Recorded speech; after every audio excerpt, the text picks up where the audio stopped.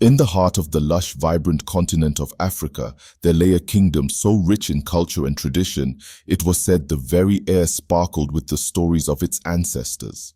This kingdom, known as Edo, was ruled by a line of wise and just kings.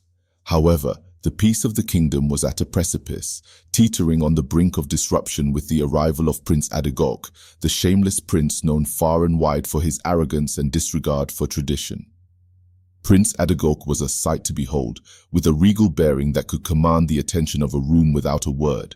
His skin was the rich color of the earth after rain, and his eyes sparkled like the rarest gems. But beneath his handsome exterior lay a reckless spirit that danced to the beat of its own drum, often at the expense of others. As Prince Adegoke's grand chariot rolled into the heart of Edo, the air thickened with whispers and wary eyes followed his every move. The villagers, adorned in vibrant garments, had gathered to witness the arrival of the king's guest, their expressions a mix of curiosity and concern. Among the crowd were the brave twins, Jumoke and Kehinde, known for their courage and unyielding spirit. They stood side by side, their presence like a steadfast rock amidst the flowing river of villagers. Jumoke, the elder by mere minutes, wore her hair in thick braids that cascaded down her back like a black waterfall. Kehinde, with eyes as sharp as an eagle's, kept his gaze fixed on the prince, sensing the turbulence his presence could stir in their peaceful domain. As the prince descended from his chariot, draped in a robe that shimmered with gold embroidery, he barely acknowledged the bowing subjects. His eyes roamed with a haughtiness that bordered on contempt. King Oba, a ruler of great empathy and wisdom, stepped forward with a welcoming smile, though tension hung heavily in his dignified posture. "Welcome to Edo, Prince Adegoke," King Oba announced, his voice resonating with a warmth that seemed to touch even the farthest corners of the gathering. Prince Adegoke offered a nod, his voice smooth as silk, but carrying an undercurrent of condescension. "Thank you, King Oba. I look forward to seeing what your kingdom has to offer, though I must say I find it quite quaint." A murmur rippled through the crowd. Jumoke's fists clenched at her sides, her protective instincts flaring up like a flame. Kehinde placed a calming hand on her shoulder, his focus never wavering from the prince. The king, ever the diplomat, masked his displeasure with a practiced smile. "I hope we can offer you hospitality that befits your status, Prince Adegoke. Tonight we shall have a feast in your honor, where you will taste the finest flavors of Edo and hear the tales of our land." The mention of tales sparked a glint in Prince Adegoke's eyes. "Tales, you say? I am eager to hear these stories. Perhaps I will find something worthy of taking back with me." As the day wore on, preparations for the evening's festivities were made. The twins, tasked with overseeing the arrangements, exchanged worried glances. They knew the importance of this feast, not only for their kingdom's pride but also for maintaining the delicate balance of respect between the two realms. As the sun dipped below the horizon, casting a golden glow over the kingdom, the feast began. The air was filled with the rich aromas of spiced meats and sweet fruits, the sound of traditional drums beating a rhythm that seemed to echo the heartbeat of Edo itself. Prince Adegoke, seated at the head of the table beside King Oba, watched with an unreadable expression as dancers whirled before him, their bodies telling ancient stories through movement. Jumoke and Kehinde, although busy, kept their eyes on the prince, ready to intervene should his arrogance tip the scales towards disrespect. Little did they know, the night was merely the beginning, and the tales that were to unfold would challenge the very core of their beliefs and the strength of their kingdom. For in the shadows of the feast, a plot was brewing, one that would test not just their courage, but the mettle of every soul in Edo. Under the shimmering sky, as the night embraced Edo, the feast in honor of Prince Adegoke unfolded with resplendent flair. Drums throbbed with ancient rhythms, calling forth the dancers who moved with a grace that mesmerized the onlookers. Their feet barely touched the earth, telling tales older than time through the sway of their hips and the stretch of their arms. The prince watched, his expression a mask of intrigue, though the arrogance in his eyes never fully dimmed. At the banquet table laden with the kingdom's finest delicacies, succulent meats spiced to perfection, heaps of golden yams, and bowls of richly fragrant soups, Prince Adegoke tasted each dish with a nonchalance that bordered on disinterest. His hosts observed him closely, hoping to impress yet wary of his sharp, often dismissive comments. Amid the revelry, Jumoke and Kehinde circulated among the guests, their senses alert to the undercurrents swirling around the prince. Their gaze often returned to him, noting the slight curl of his lip or the quick flash of disdain in his eyes. The twins shared a silent communication, a knowing look that spoke volumes of their concern. As the evening progressed, the prince, emboldened by the flowing palm wine and the rapt attention of his audience, rose from his seat with a fluid grace. The music halted, and all eyes turned toward him, the air thick with anticipation and the faint stirrings of unease. "My esteemed King Oba and the noble people of Edo," Prince Adegoke began, his voice carrying clearly over the hushed gathering. "I am indeed entertained by your efforts tonight, yet I find myself yearning for more than just performances and feasting. I propose a contest, a test of bravery and skill to spice our evening." Murmurs of excitement and apprehension swept through the crowd. King Oba, maintaining his composure, inclined his head slightly. "We are honored by your proposal, Prince Adegoke. What form shall this contest take?" With a confident smirk, the prince replied, "A test of archery. Let the finest archers from Edo compete against me. Should I win, I ask for nothing but the recognition of my superiority. Should I lose, I will concede Edo's prowess in this noble art." The challenge hung in the air like a thrown gauntlet. Jumoke's heart raced. Archery was her secret passion, one she had honed from childhood. Kehinde, aware of his sister's skill, exchanged a glance with her, both recognizing the opportunity and the risk involved. King Oba nodded thoughtfully. "So be it. Tomorrow at dawn, we shall gather at the field of Ayo. Let the contest decide as you wish, Prince Adegoke." The agreement sealed, the feast resumed, but the atmosphere had shifted. Excitement mingled with nerves as the villagers whispered among themselves about the upcoming contest. Jumoke and Kehinde retreated from the festivities to prepare, knowing that the prince's challenge was more than a simple test of skill. It was a battle for respect. That night, under the cloak of darkness, the twins met in secret. They practiced by the light of the moon, arrows whispering through the air, each strike a promise of their determination. Jumoke's shots were precise, her focus unwavering, driven by a desire to protect her kingdom's honor. Kehinde, ever watchful, offered quiet encouragement, his own bow an extension of his resolve. As dawn painted the sky with strokes of pink and orange, Edo awoke to a day charged with anticipation. Villagers gathered at the field of Ayo, their faces etched with excitement and worry. The twins arrived, cloaked not only in their finest attire, but also in an air of serene confidence, ready to face whatever the day might bring. As the first light of dawn stretched its fingers across the land, the field of Ayo buzzed with the energy of an impending spectacle. Villagers, draped in their colorful garments, gathered in a wide circle, leaving the center clear for the archers. The air was crisp, carrying a hint of morning dew and the scent of anticipation. Today, the mettle of Edo's finest would be tested against the pride of a visiting prince.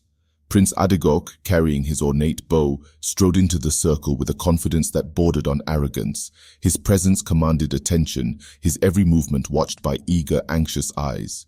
Beside him, King Oba stood as a pillar of strength and grace, his expression serene, yet fraught with the silent weight of leadership. From the opposite side, Jumoke and Kehinde entered the arena, their steps measured and their faces a mask of calm determination. Jumoke's bow, simple yet finely crafted, contrasted starkly with the prince's elaborate gear. Kehinde carried not only his own bow, but also a quiver filled with arrows fletched by their own hands, each one a testament to the twins' dedication and skill. The contest's rules were simple. Each archer would have 3 shots to prove their prowess, aiming at targets set at increasing distances. The one with the most accurate shots would claim victory for their side. As the contest commenced, a hush fell over the crowd. Prince Adegoke took the first shot, his arrow slicing through the air to strike near the center of the target. Polite applause rippled through the onlookers, though many harbored a silent cheer for their own champions. Jumoke stepped forward, her eyes narrowing as she focused on the target. With a smooth motion, she released her arrow, which flew true and struck the center, even closer than the prince's. A cheer erupted from the crowd, their support for their homegrown hero clear and loud. Kehinde was next, his technique flawless. His arrow landed just a breath away from Jumoke's, maintaining a strong position for Edo. The prince, feeling the pressure of the unexpected challenge, shot his second arrow. It hit the target, but was slightly off from his first, a fact that did not escape the crowd's notice. The final round was tense, each participant aware of the narrow margin for error. Prince Adegoke, with a deep breath, let loose his final arrow. It struck well, but not perfectly, a slight deviation that could cost him the match. Jumok, feeling the weight of her kingdom's hopes, steadied her bow for the last time. Her arrow flew, hitting the outer edge of the bullseye, a shot that was good but left room for doubt. Kehinde, knowing the stakes, took extra care. His final arrow was a thing of beauty, soaring across the field to land dead center, a shot that drew gasps and applause from all sides. With the final arrows tallied, it was clear that Edo had demonstrated superior skill, thanks to the twins' formidable prowess. Prince Adegoke, faced with this undeniable truth, struggled to maintain his composure. His initial arrogance tempered by the display of talent and unity from the villagers, he was forced to acknowledge his defeat. King Oba, gracious in victory, approached the prince with a wise smile. Prince Adegoke, you have honored us with your challenge, and you have seen the strength and spirit of our people. Let this contest be a bridge between our lands, not a divider. The crowd, sensing the shift in the prince's demeanor, awaited his response. With a reluctant nod, Prince Adegoke conceded, his voice carrying a newfound respect. King Oba, Jumoke, Kehinde, you have shown great skill today. I am humbled by your prowess and the unity of your people. Let this day mark the beginning of a renewed friendship between our kingdoms. As the assembly dispersed, the air light with relief and newfound respect, the twins exchanged smiles, their bond and their skills having protected and elevated their kingdom's honor. Yet, the events of the day hinted at further challenges to come, as new bonds are often tested, and the stories of heroes are never quite complete without trials. Thus, the spirit of Edo, embodied in Jumoke and Kehinde, stood ready to face whatever might come, their hearts as steady. In the wake of the archery contest, the atmosphere in Edo transformed. Villagers spoke with pride and a newfound respect for the twins, Jumoke and Kehinde, whose prowess with the bow had not only defended their kingdom's honor, but had also begun to mend fences with the prideful Prince Adegoke. The prince, for his part, carried himself with less arrogance, having been humbled by the skills displayed and the graciousness of his hosts. As days passed, Prince Adegoke extended his stay, expressing a desire to learn more about the culture and traditions of Edo. King Oba, seizing this opportunity to foster deeper ties, arranged for the prince to witness the diverse aspects of their life, from the agricultural practices that fed their people to the intricate crafts that adorned their homes and temples. During this time, Jumoke and Kehinde were tasked with accompanying the prince, a duty they accepted with a mix of vigilance and curiosity.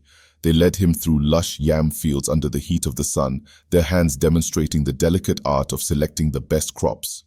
They walked him through the markets where vibrant textiles hung like rainbows from the stalls, and they introduced him to the age-old techniques of pottery and weaving, their hands shaping clay and threading looms as their ancestors had.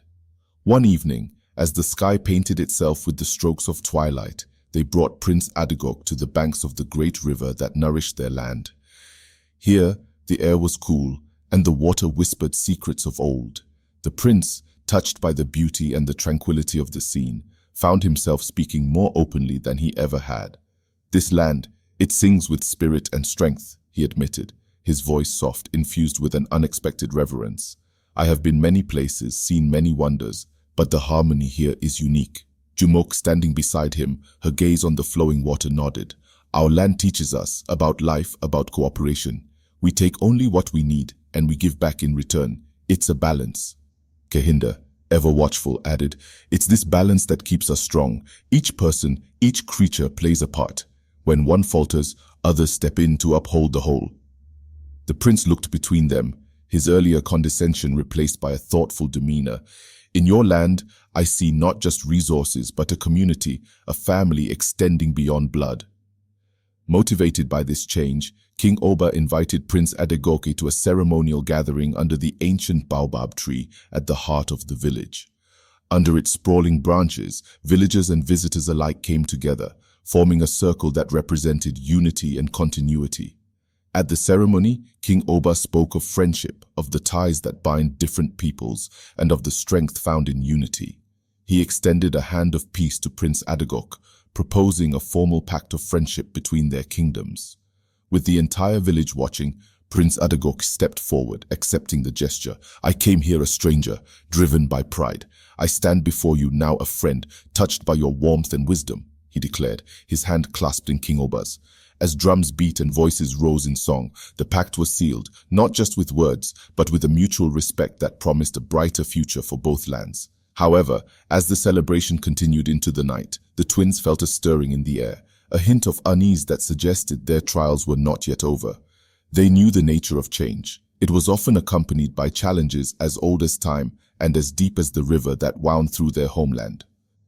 Alert to this undercurrent, Jumoke and Kehinda prepared themselves, vigilant and ready to protect the peace they had helped forge, aware that the true test of any alliance was not its formation, but its endurance in the face of the unforeseen storms that were surely on the horizon.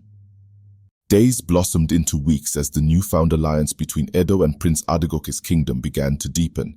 The initial festivities had faded into memory, replaced by the everyday rhythm of life, yet the bonds formed during those events continued to strengthen. The prince extended his visit, eager to absorb the essence of Edo's culture, a testament to his genuine transformation and the respect he now harbored for the land that had welcomed him. Amid this peaceful interlude, Jumok and Kehinda remained vigilant.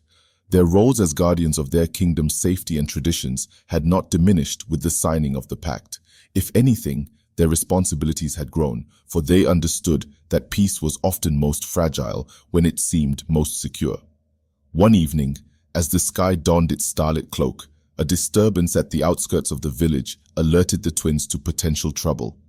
Stealthy footsteps and hushed voices suggested that not all were pleased with the burgeoning friendship between the kingdoms. Gathering a few trusted companions, Jumok and Kehinda set out under the cloak of darkness to investigate. They moved with the silence of the night wind, their senses attuned to the slightest sound. The soft murmur of the river accompanied them, a steady whisper in the quiet. As they neared the source of the disturbance, the outlines of several figures emerged, cloaked in the shadows of the trees. Hiding behind the thick trunk of a baobab, they overheard snippets of conversation, the words laced with discontent. "This alliance, it's not what we need. We should be strengthening our own, not mingling with outsiders," one voice hissed, a tone of betrayal threading through the darkness. Jumok's grip tightened on her bow, her resolve firm. Kehinda, equally alert, signaled to their companions to remain hidden, waiting for the right moment to confront the dissenters. The discussion among the shadowy figures grew more heated, plans being laid to disrupt the peace, to send a message that not all of Edo welcomed this union. The twins exchanged a glance, knowing they could not allow this plot to unfold. With a swift, silent agreement, they stepped from the shadows, confronting the group with the authority of their station. "Why do you lurk in darkness if your cause is just?" Jumoke challenged, her voice steady. Taken aback, the dissenters faltered, their conspiracy exposed. We protect our heritage," one stammered, his confidence waning under their scrutiny. Kehinda responded, his tone firm yet open. "Our heritage grows with each new sunrise, enriched not diminished by new bonds. Fear of change should not lead us to forsake potential growth." The confrontation did not escalate further, as the dissenters, realizing they were outnumbered and outmatched, gradually dispersed into the night. However, the incident left a ripple of unease among the twins and their allies. Returning to the village, they reported the incident to King Oba, who listened with a grave expression. "Peace is a delicate bloom, flourishing in light but vulnerable to the shadows. We must tend to it carefully," he acknowledged, his wisdom reflecting the weight of leadership. In the following days, Jumok and Kehinde took it upon themselves to engage more with their fellow villagers, reinforcing the value of the alliance and addressing the fears and concerns that had led to the secret meeting. They organized gatherings where stories of past alliances and their benefits were shared, weaving the present peace into the rich tapestry of their history. As they worked to fortify the bonds within their village, the twins remained alert to the broader implications of their actions, understanding that the path to lasting peace was often winding and fraught with unseen challenges. They stood ready, their resolve as firm as the ancient trees that sheltered their people, prepared to face whatever might come with the courage and wisdom. In the heart of Edo, the great baobab stood sentinel, its branches stretching wide as if to gather the village in a protective embrace. Beneath this ancient guardian, a council was convened, bringing together elders, artisans, farmers, and warriors, all drawn by the recent events that had stirred under the cover of night. Prince Adegoke, still residing in the village, joined the assembly, his presence a sign of his commitment to the alliance and his respect for the local customs. The air around the baobab was thick with the scent of earth and leaves, a reminder of the cycles of growth and decay that marked the passage of time. King Oba opened the council with a solemn nod, his voice resonating with the authority and warmth that had long guided his people. "We gather under our baobab to weave together the threads of our community," King Oba began, his gaze sweeping over the gathered faces. "Recent whispers of dissent have shown us that peace is not merely a signed scroll, but a living, breathing part of our daily lives. We must understand its roots and nurture them with care." Jumok and Kehinde stood among the villagers, their posture alert and their expression serious. They had been pivotal in uncovering the discontent that threatened their harmony, and now they listened intently, ready to contribute to the dialogue. An elder rose, his back bent with age but his voice steady. "We honor the traditions that have kept us through times of plenty and want. Yet we must also recognize when the wind brings change. We can shelter from it or we can learn to harness it." Nods of agreement rustled through the crowd like leaves in a breeze. A young artisan, her hands stained with the dyes of her craft, spoke next. "Our fabrics are prized for their vibrant colors, each hue a story of our land. If we mix new colors into our palette, do we not enrich our tapestry?" The metaphor struck a chord and murmurs of assent grew louder. Prince Adegok, moved by the sincerity of the proceedings, stood to address the assembly. "In my kingdom we too have a tree. Not unlike your baobab, under its branches I learned the lessons of leadership. Here, among you, I am learning the lessons of community and connection." As the sun began its descent, casting long shadows across the gathering, Kehinde took his turn to speak. "Let us be like the river, which bends and winds but always finds its way to the sea. Our path may not be straight, but it is ours to shape." The council continued as each person shared their thoughts, weaving a richer understanding of the challenges and opportunities that lay before them. The twins, through their vigilance and their voices, helped to guide the conversation, ensuring that every concern was addressed and that the spirit of unity was reinforced. As twilight deepened, the meeting drew to a close. No conclusions were drawn, no grand declarations made, but the air was clearer, as if a gentle rain had washed away the lingering doubts. Villagers left the gathering with a sense of purpose, their steps lighter, their hearts fuller. In the days that followed, the atmosphere in Edo was one of renewed commitment to both tradition and change. Workshops were organized, stories exchanged, and partnerships between elders and the younger generation strengthened. The twins, ever watchful, felt a quiet satisfaction in the resilience and adaptability of their people.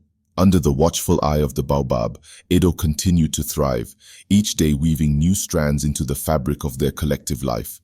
As for Prince Adegoke, his heart, once hardened by pride, now beat in rhythm with the pulse of a community that had shown him the true meaning of strength in unity. And though shadows might still lurk at the edges of the light, the village stood ready, united by the bonds forged in understanding and respect. As the moon carved silver paths across the night sky, Edo found itself at a delicate crossroads. The village, now pulsing with a newfound unity, faced the dual challenge of preserving its cherished traditions while embracing the inevitable winds of change brought by the alliance. The balance was as fragile as a spider's web, glistening with morning dew, each thread interconnected and essential.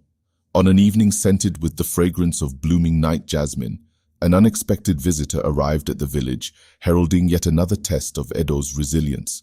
From the northern realms came a merchant, his caravan rich with spices, fabrics, and tales from lands beyond the mountains. His arrival at the village square, under the protective gaze of the baobab, drew a curious crowd, their eyes bright with the prospect of new stories and exotic goods. Jumok and Kehinde, ever vigilant, approached the newcomer with a blend of hospitality and caution. The merchant, with a twinkle in his eye, greeted them warmly. "I bring offerings from afar, and in exchange, I seek to learn from the wisdom of Edo," he proclaimed, his voice a melodious blend of intrigue and respect. The twins guided him to King Oba, who welcomed the merchant into his court. "Your visit enriches us, traveler. Share your tales and partake in ours," the king declared, signaling the start of what would be a significant exchange. As the merchant unfolded his wares, he also unraveled stories of distant cities where towers scraped the skies and rivers ran black with industry. These tales of progress intrigued some, but unnerved others, stirring a mixture of wonder and worry within the community. Over the following days, the merchant's presence became a catalyst for discussions about change. At night, under the baobab, elders debated the merits of adopting new techniques and goods versus the risk of losing their identity. Young villagers, hungry for innovation, argued passionately for embracing new methods that promised efficiency and growth. Amid these debates, Jumok found herself torn. Her heart was rooted in the traditions of her ancestors, yet her mind was alight with the potential of new horizons. Kehinda, sensing his sister's turmoil, offered words of reassurance. Our strength lies in our ability to adapt while holding fast to what defines us. We are the river, remember. It changes course, but it always remains the river. Their discussions were interrupted one evening when a sudden commotion arose at the edge of the village. A small fire had broken out near the storerooms, where the merchants' goods were kept alongside the village's harvest. Quick to respond, the villagers, led by the twins, doused the flames before they could spread. Suspicion hovered in the air, thick as smoke. Was the fire an accident, or a sign of deeper dissent within the village? The merchant, his face a mask of concern and confusion, pled ignorance. I am here in peace, merely to exchange, not to disrupt, he insisted. King Oba, with the wisdom of his years, called for calm. Let us not leap to shadows without light to guide us. We will investigate, seek the truth and ensure justice, he stated, his voice a grounding force amidst the swirl of suspicions. In the days that followed, Jumok and Kehinda led the efforts to investigate the incident, their actions guided by the principles of fairness and truth. They spoke with villagers, gathered evidence, and kept a watchful eye on all interactions, determined to protect the delicate fabric of their community. As the investigation unfolded, the twins discovered a tangled web of emotions and motives. The challenge was not merely external, it reflected the internal struggles of a community at the brink of transformation. How they navigated this incident would not only reveal the character of their leadership, but also the depth of their commitment to harmony and progress. Under the silent watch of the baobab, Edo stood resilient, its people united yet faced with the complexities of change. The path forward was illuminated by the combined light of tradition and innovation, each step taken with the cautious beat of a heart that knows the value of both preserving the past and embracing the future. As the days unfolded in the wake of the fire, the village of Edo simmered with a blend of suspicion and curiosity. The incident had left an indelible mark on the community, igniting debates and discussions that echoed through the marketplace and under the thatched roofs of moonlit homes. The presence of the merchant, once a symbol of potential and prosperity, now cast a shadow that mingled with the smoke of the recent blaze. In the cool of the evening, beneath the sprawling canopy of the baobab, the village elders, along with King Oba, convened a gathering. The air was thick with the scent of the earth after a rain, a reminder of renewal and regrowth. The assembly was not just to address the fire, but to steer the course of the village amidst the currents of change brought forth by outside influences. King Oba, seated at the head of the circle, his face etched with lines of concern and contemplation, spoke first. We stand at a crossroads where the winds of change meet the solid ground of our traditions. This incident has shown us that not all change comes gently.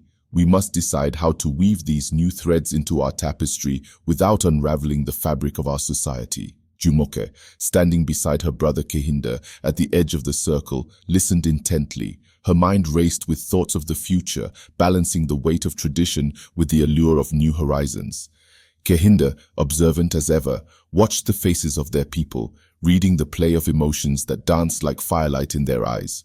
The merchant was also present, his usual vibrant demeanor subdued, replaced by a quiet attentiveness.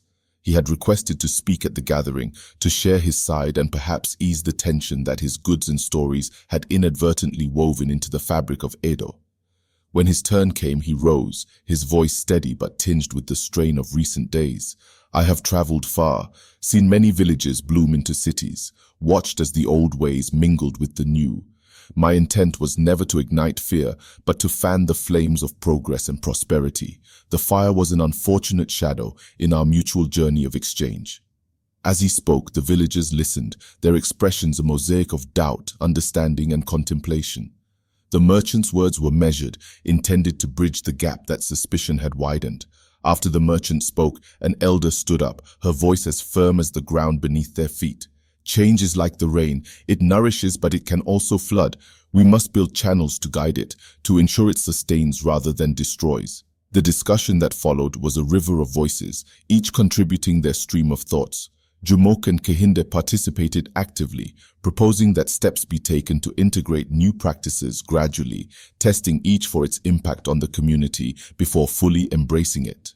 They suggested starting with small, controlled trials of new agricultural techniques that could potentially increase yields without compromising the integrity of their crops. As the moon climbed higher, casting silvery light over the gathered assembly, a plan began to take shape.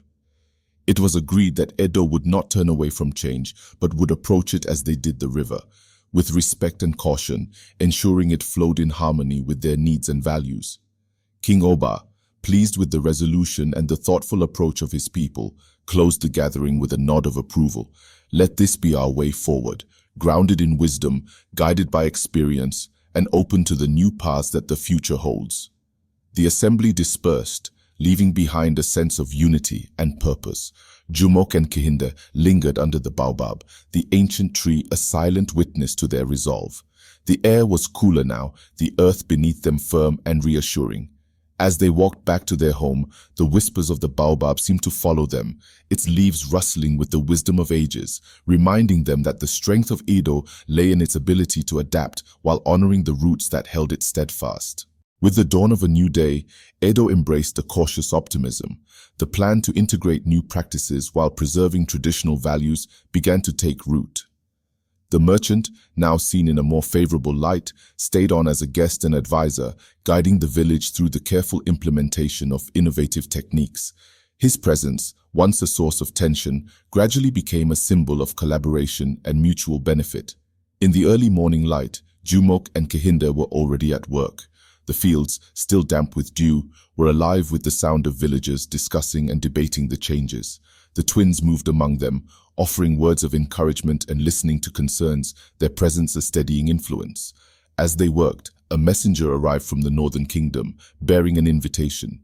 Prince Adegoke, having returned home, had organized a grand festival to celebrate the newfound alliance and invited the people of Edo to participate.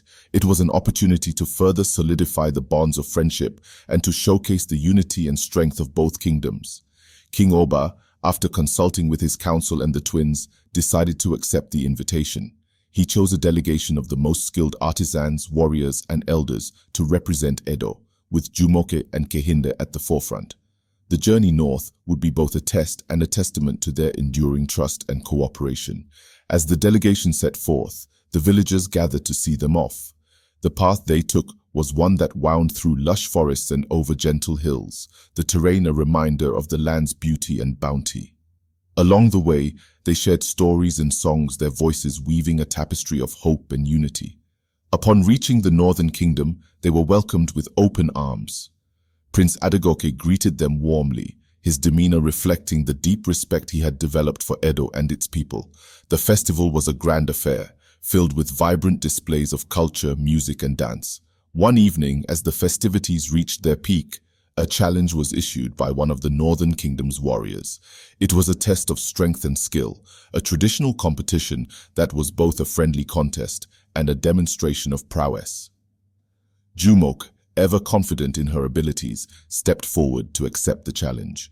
The competition involved a series of tasks: archery, wrestling, and a test of endurance. Each event was met with eager anticipation by the crowd, their cheers and applause creating an electric atmosphere. Jumok faced each task with determination and grace, her skills honed by years of training and her spirit fueled by the pride of her people. In the archery event, her arrows flew true, striking the target with precision. The wrestling match tested her agility and strength, but she moved like a panther, her every move calculated and powerful. The endurance challenge was grueling, a test of stamina and willpower, but Jumok pushed through, her eyes fixed on the goal. As the final event concluded, it was clear that Jumok had not only met the challenge, but had excelled.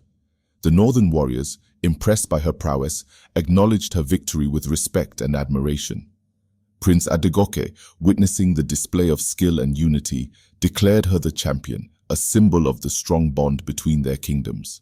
The festival continued with renewed energy, the spirit of camaraderie and mutual respect flowing freely. The people of Edo and the Northern Kingdom mingled, shared stories, and forged new friendships, their differences blending into a harmonious celebration of unity. When the time came for the delegation to return to Edo, they did so with a sense of accomplishment and pride. The festival had been a resounding success, strengthening the ties between the two lands and proving that trust and cooperation could overcome any challenge. As they made their way back, the landscape seemed even more beautiful, the journey a reminder of the strength that lay in unity. Jumoke and Kehinde, leading their people with unwavering resolve, knew that their efforts had not only secured the present, but had also laid the foundation for a future where tradition and progress walked hand in hand. In the heart of Edo, under the watchful gaze of the baobab, the village continued to thrive, its people united by the bonds of trust and the shared belief in a future shaped by both the wisdom of the past and the promise of tomorrow. The return journey to Edo was a triumphant one, filled with stories of their successful visit and the strengthened bond between the kingdoms.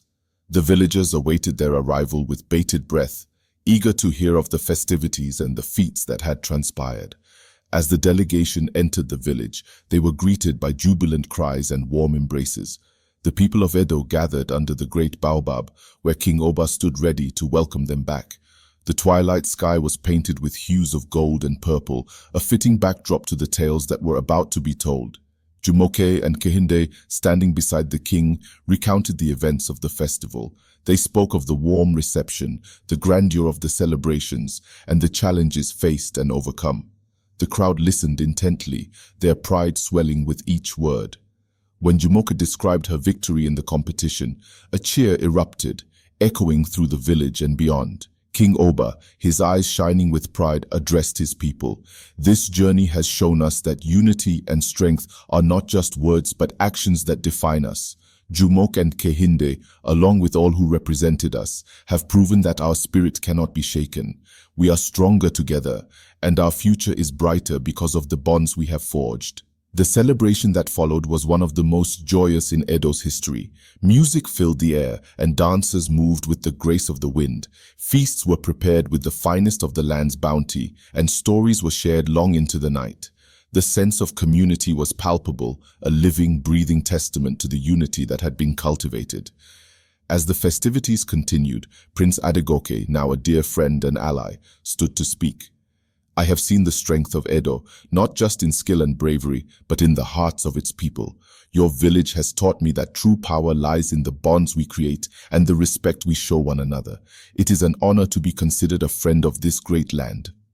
His words were met with applause and cheers, the warmth of the village's acceptance enveloping him. The night wore on, the stars above bearing witness to the unity and joy that had taken root in Edo. In the weeks that followed, the village continued to thrive, embracing both its traditions and the new practices that promised growth and prosperity. The merchants' innovations were carefully integrated, enhancing the village's productivity without compromising its core values. The fields flourished, the markets bustled with activity, and the people of Edo walked with a newfound confidence. Jumoke and Kehinde, ever vigilant and wise, continued to lead with grace and determination. Their journey had taught them the importance of balance, and they applied this lesson in every decision they made, ensuring that Edo remained a beacon of unity and strength. One evening, as the sun set behind the hills, casting a golden glow over the village, the twins stood under the baobab, reflecting on the path they had traveled. "We have come far," Kehinde said softly, his eyes scanning the horizon. Jumoke nodded, her gaze fixed on the village below. "And we will go further still. As long as we stand together, there is nothing we cannot achieve." Their words were a silent vow, a promise to their people and to each other. Under the ancient baobab, which had witnessed the passage of countless seasons and stories, they reaffirmed their commitment to the land they loved and the people they served. Edo thrived, not just as a village, but as a symbol of what could be achieved through unity, respect, and the courage to embrace both tradition and change. The story of the shameless prince and the brave twins became a legend, told and retold by the firelight, inspiring generations to come. And so, under the watchful eyes of their ancestors and the ever-present baobab, Edo continued its journey, its spirit unbroken, its future as bright as the stars that adorn the African night sky.